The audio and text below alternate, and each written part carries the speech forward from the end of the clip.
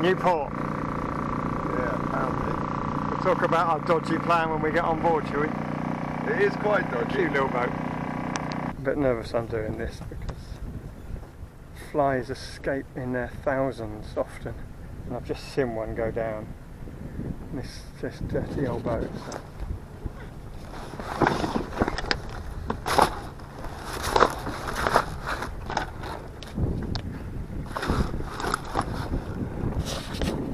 Got away with it today. We're a little bit apprehensive, folks. Again, we're always apprehensive. We're always worried about running aground. Yeah. Today we might. He's not worried because it's my boat. But we'll put up on screen in a minute. There are conflicting numbers on Navionics, on the charts, in the almanac, and in Tom Cunliffe's pilot about the drying heights in Newport Harbour. But we're going with drying height of 1.6. We're hoping to get in around about 11:30 when we should have 2 meters of water to get us alongside a pub for a quick lunch and back out again. That's the plan. Yeah, we'll show you the map. It's just here. We're going all the way up this green bit to the very end. And I've been up there before but never stopped, and it's actually quite delightful. Where's your hat? But I am so sorry. Where's Fiona's hat? Fiona, look, hang on. Look, Fiona. Let me just, I do a grovel and apologise. I'm not worthy, Fiona, sorry. I left your hat at home having made sure I didn't forget it, and then did. By the way, we had the Bewley 50th wedding anniversary, 50th anniversary, and Fat Tomo left us a message the week before saying he'd see us there. Tomo, we looked for you. We very definitely looked for you for quite a while. No, Tomo, what he means is, and we still haven't met you, so this might even be offensive to you. We're risking it here. But the name Fat Tomo, we approached about, I would say, 30 aging men that were, let's say, bigger than a waist size 30. Let's put it no more strongly than that. 1 or 2 of them got really angry with us, all to find you, Fat Tomo. But here's a little bit of a clip just to show you that we were looking for you. Dave, we're looking for Fat Tomo. Oh, Dave. Jill keeps saying we mustn't say fat. Fat Tomo, where Fat! are you? Fat Tomo. I've had someone come up and say happy birthday to me, and we've also had a couple come up and say they actually moved to the Beauty just because of Lee Shores. Fat Tomo, where are you? Yeah. Fat Tomo. Oh, where is Fat Tomo? Oh, where is Fat Tomo? Jeez. Oh, where, oh, where, oh, where, oh, where, oh, where is Fat Tomo? Show yourself. Where are you, man? Dave, he's not nowhere to be seen. No, Rachel, Dave's wife, has been around there. He's been looking for you. Yeah. I'm not Fat Tomo. You should be waiting for Fat Tomo. You're skinny Tomo. Who is Fat Tomo? We were hoping, so can you get Mum to talk to us, please? Sarah. This guy's definitely not fat. Sarah. There's Inzy now. So what happens every morning? I wake up to find you two in my bed, basically. Oh my goodness. And he's going to tell us what my contributions on Lee Shores has done. It's changed his No, life. but I'm going to be unpartisan here. Both of your comments are In other words, I don't know what contributions Dave does. Your main contributions are telling me where to go in the Solent. Tomo is an aberration. Fat Tomo. He's They've not just here, announced you. They've just announced you on the PA to come and find us, and nobody. We stood here like a couple of lemons. We're giving up. We've given up on you. Rachel's found someone. We're all going on a summer holiday. Too cold to remember the words. Are we going to? Yeah. We're going where the sun shines brightly. No, I can't remember. It's freezing. It's August. It's August. It's freezing. He's come up with a job to do to get in the warm. Stop. That's what it is. That's what it is. No, that's what it is. He's come up with a job to stay in the warm. Left me out of the helm.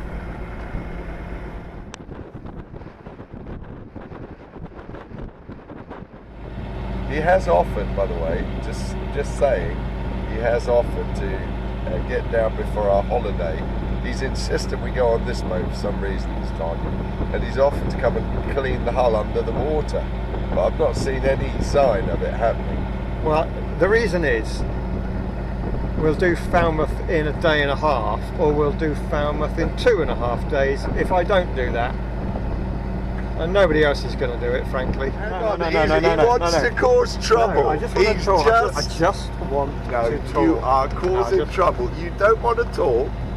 You want to enjoy your friend's discomfiture. So anyway, this is how it went. I said to Dave, one of the things that we've never done is run aground and ended up at 45 degrees in when the tide drops, which might happen today. I said it will be a first, and he looked a bit sheepish and he said, no, it won't actually. And I discovered something that he's never told me about. A few years ago, he actually did this. He got his tidal calcs completely wrong in Chichester Harbour, and he ended up at 45 degrees. What have you got to say for yourself? What was worse, and I haven't told you this either, only 2 weeks before I took a picture of an idiot that had gone aground at Chichester Harbour at 45 degrees and sent it to Yachting Monthly, and they published it. 2 weeks later, we'll put this on screen for you, but can you see the little circle where it's 0.7? I hadn't seen that, and in fact it doesn't show on Navionics either. There's a little spot just by where they've now put Snow Hill and East Head Buoys, where you can actually, if you're not careful, effectively run aground at anchor and go over at 45 degrees, Dave. Yes. It was a bit of an experience. So it might be our second, or my first and your second time today. We will not be 45 degrees. What was funny is, I was so disbelieving it was possible, but my son John woke me up and said, Dad, we're listing. He said, something's definitely wrong. I said, no, we can't be. We're at anchor, we're fine. And then, sure enough, 45 degrees, he's propping his wife and 2 young kids up so that they're not sliding down the boat. And we literally could get off the boat and walk around the boat before she refloated. So it was a salutary lesson, and I do apologise if it was your boat that appeared in Yachting Monthly. That'd be handy.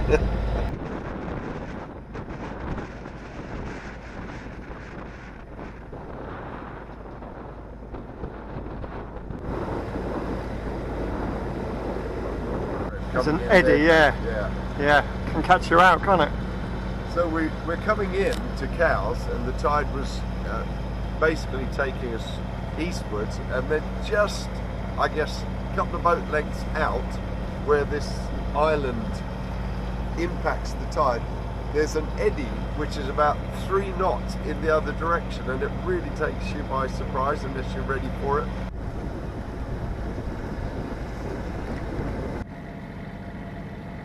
A ferry that never ferries. Feeling nervous, skipper? Nervous is a big word. I think we're being cautiously optimistic.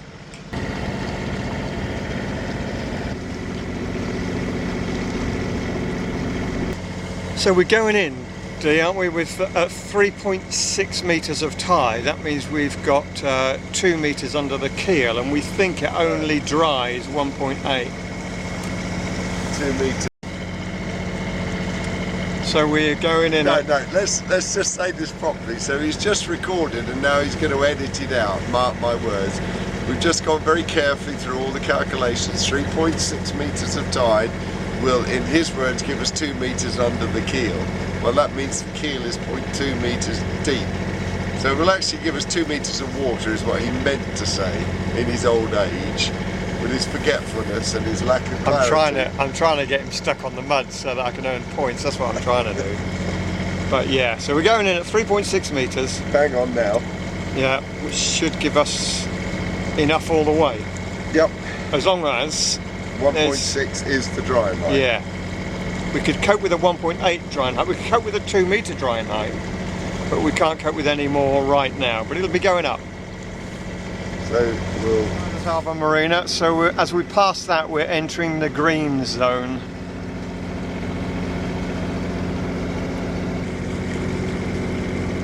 It's the factory where they make all of the wind turbine blades. What depth have we got now there? 1.6. So to stay in deep water, you pass this wind turbine factory quite close. Yeah, probably just over about the length away. Yeah, shallows over there a bit. Yeah, So that's the first red and green since we passed the factory. So there's a nice walking path, isn't there, from Island Harbour down through those trees into Newport. Through a park. Yeah. So we're just approaching the next starboard hand marker. You enlarged it on yours, look. Yeah, it's got a green light on it.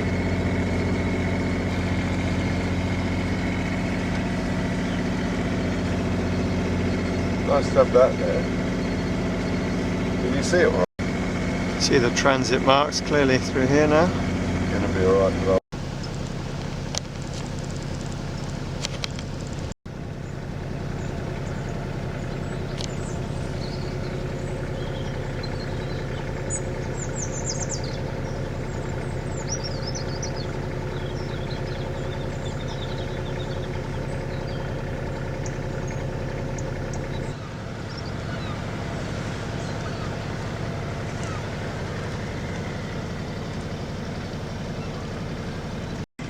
Skipper's coping admirably with the pressure, I gotta say. We're back into deeper water once you get into the town.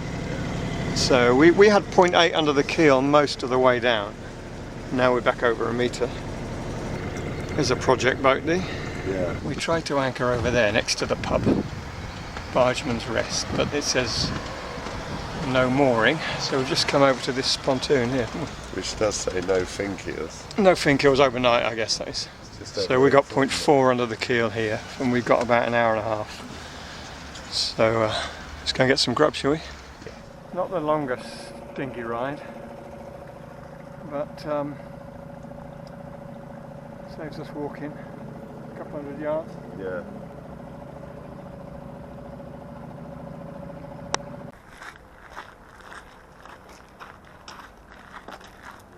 You got your wallet, Dee? No, it hasn't happened, no. He's conveniently forgotten his wallet again. We've had this conversation a few times, haven't we? Yeah. Never seems to be one that we learn from.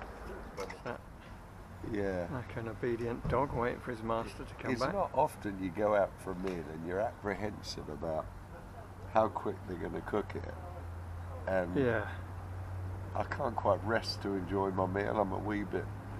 Will the harbour master come knocking on the door? I'll not be there. And, There's somebody looking at your boat, been there for a long time. Yeah. It's, sort of it's a lady with long hair. Look, no, can you it's see a it? man. Is it a man? Yeah. Oh, he's from Japan. Yeah. Hi, Gary. Hello, Gary. Thanks for sending us that video link, by the way. Yeah. Yeah, that was nice, that. So Gary says, Dave, is there anything that Dave can do properly? Which Dave was he talking Yeah, about? konnichiwa to you and whatever else in Japanese. I'm not sure which Dave, but I am going to show you a level of competence that's going to surprise you. I managed to locate a necessary piece of equipment. I fitted 2 out of 4, but I thought I'd save the last 2 out of the 4 after lunch. But no, don't be rude. I'm talking to camera. The last 2 out of the 4, because we'll show you what a difference it makes. I had to source them, by the way, from France. Post-Brexit, it's not easy. So when we get back from lunch, we'll show you that. It'll be a most remarkable piece of video. You'll be desperate to see this, I'm sure. Skookum Jack. Right? Skookum? Yeah. No, Jack. Let us know what Skookum means. Were you Jack. trying to spell Joshua Slocum, Jack? Is that what it was? Anyway, Skookum Jack says, Hi, Skooks. good to see you two are up and taking nourishment. Is it just me, or are your trips out to lunch getting shorter and shorter? He's got a point. Yes, it's got a point. He's got a point. The last one wasn't, we never even left the river. No. A subscriber called SCC Forum, which is a little bit of a, we need to know your name, really. Come on, tell us what your name is. That's got to be a yacht club. He's talking about your birthday. He's saying 70, Dave. Yeah. Oh, thank you. Cheeseburger. Oh, that's here. Oh, well. So SCC Forum says 70, Dave. And he obviously watched the last video with me making that beautiful curry on board, and he Yeah. said, and of course I fixed your engine, Thanks very much. Okay, enjoy. Thank you. He says, mind you, having a mechanic and a cook on board, a chef on board, is keeping you looking young, mate. It's So- true. Yeah. Can you please tell us what your SCCC stands for?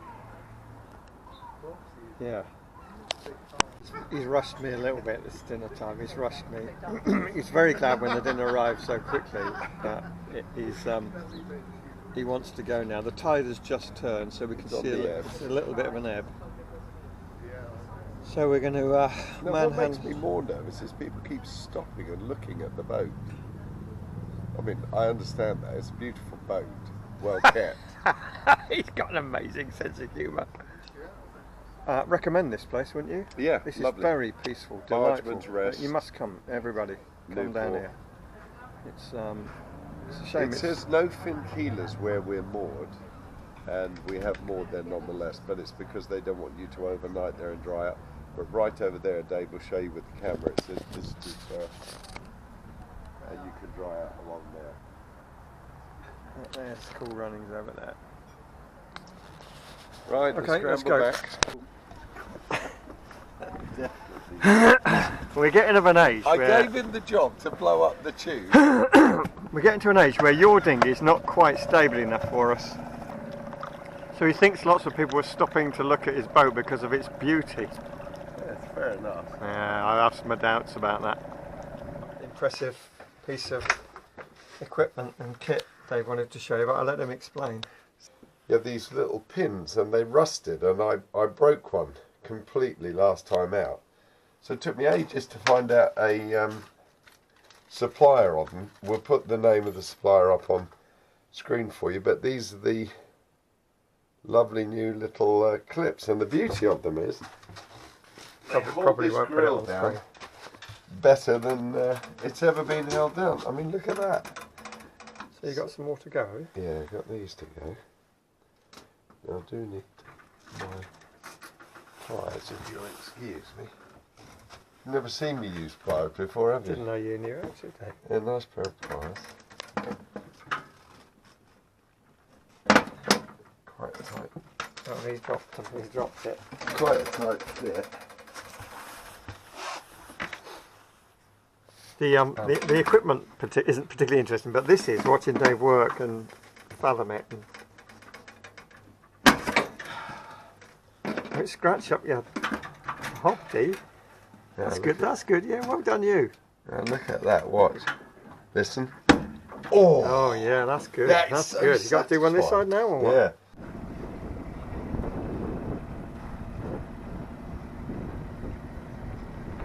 Well, I thoroughly enjoyed that. Stop.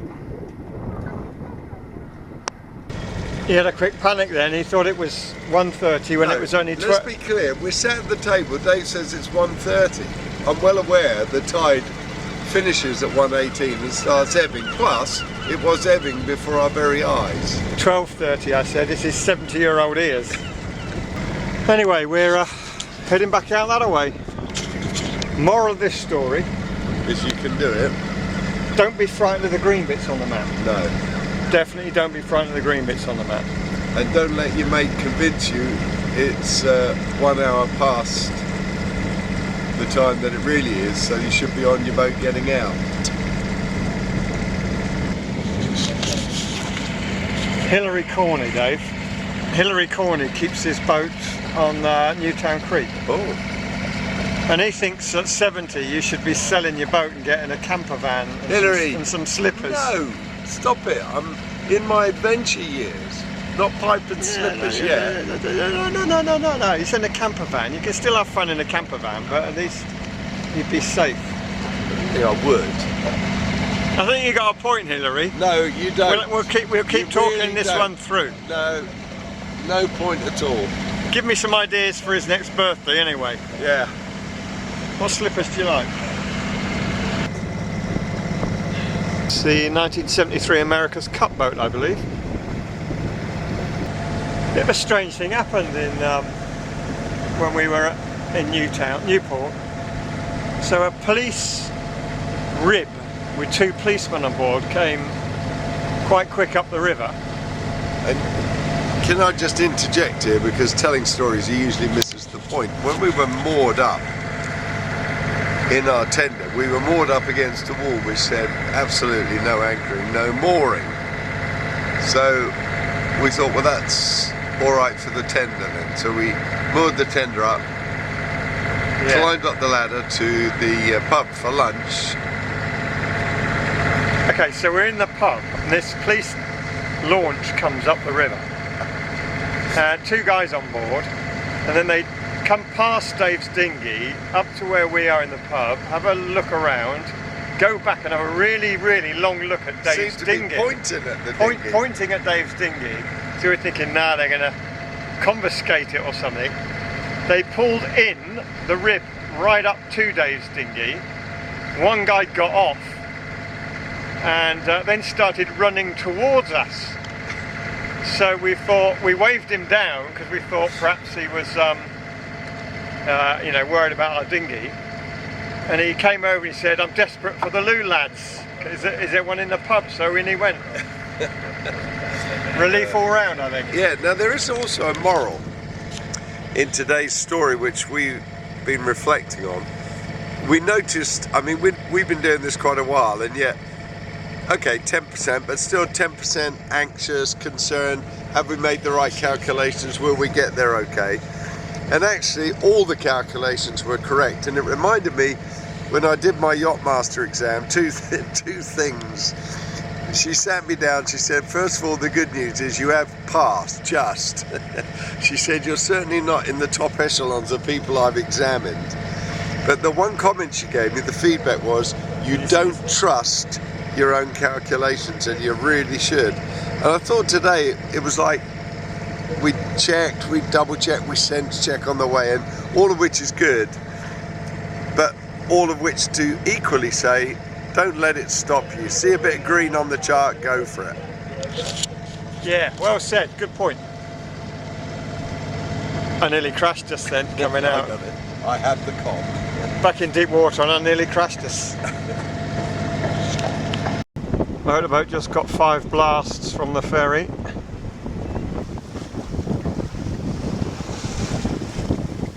No. Oh, hang on a minute. Let's just not crash. So he's been coughing and spluttering like a 70-year-old down there, and it's because he likes to, what are they called in your garden? Hot tub. He likes to hire a hot tub into his garden every now and then. So him and Jill, and he got one for his birthday, all the family came around and stuff. And he's blaming the hot tub for that strange cough thing that it's given him. But the funny thing is, on Friday or Thursday evening, he rang me up. And it was the most disturbing phone call, because he said, Dave, do you like hot tubs? Jill's away tomorrow, do you want to come and get in the hot tub with me? Fortunately, I was playing golf with my son and a mate, so I couldn't make it, but thanks for the invite. So ungrateful. It took us what felt like an hour to get out the Bewley on against a flood tide this morning. Now we're crawling back in with the tide on the ebb again.